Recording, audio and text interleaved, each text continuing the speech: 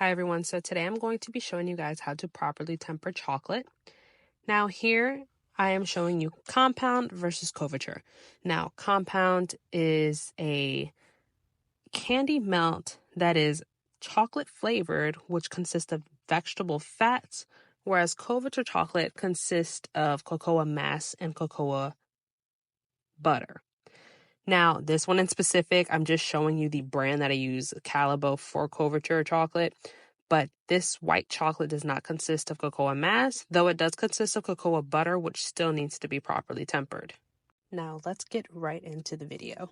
So what we're doing here is creating our own double broiler, which is just adding 1 to 2 inches of water in a pot and placing a metal bowl over it with our chocolate. You don't want the water touching the bowl of chocolate directly just because it will cause it to overheat.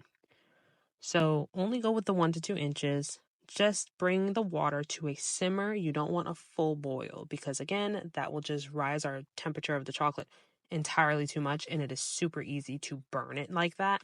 So you want it to be just at a simmer. Now we're bringing our temperature of chocolate up to 113 to 120 Fahrenheit. Don't go over 120 because you will scorch your chocolate and there will be no coming back from burnt chocolate. Ask me how I know. It happened to me the other day by walking away from it for just a couple of moments. So you want to keep a constant eye on it, constantly stir, and you can go anywhere between 113 and 120 being the highest. Now, what we're doing here is beginning the crystallization for our chocolate. So we're bringing it up to temp, and then we're going to do the seeding method. Once it hits between 113 to 120, we're going to take it off the stove, and we are going to reduce it to 80 to 82 degrees Fahrenheit by seeding in more chopped chocolate. Now what we're doing here by adding the chopped chocolate to our heated chocolate, it's called seeding, as I mentioned before, and it is forming crystals in our cocoa butter. This is important to give you a nice shine, a nice snap, and to give you a longer shelf life on your chocolate. So first we're going to seed. Once we bring it down to about 80, 82 degrees in between the two, you don't want to go any lower than 80. You don't want to go any higher than 82. Reason being so we can form proper crystallization. We are then going to take our bowl back to the stove and we're going to rise the temperature again to 84 to 86. This is going to bring our chocolate back to a working temperature. That way we can go ahead and fill our molds with it. We can make any type of sculpture that you want. You can lay it flat. You can use transfer sheets. There's a whole lot of different things that we can do with the chocolate. But today I'm going to be showing you guys the do by bars and how I make it. Now, when making any chocolate bar, making bonbons, I like to use polycarbonate molds. These molds are just so much easier to use. You have a nice, beautiful finish and shine to your chocolates. And it's just so much easier to handle than silicone molds. We're just filling and then we're dumping. We're shaking the excess off, tapping it, and then we're scraping off the chocolate that's on the mold.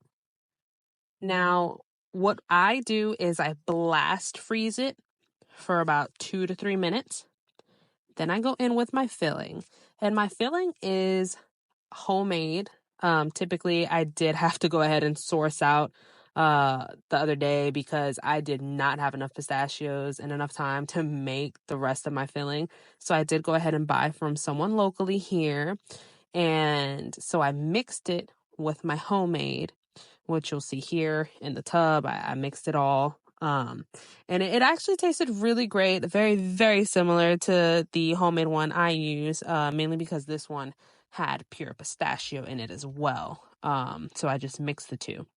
Then I go ahead and fill my mold. And then I top my chocolate on it. And we don't dump again. All we do is scrape it.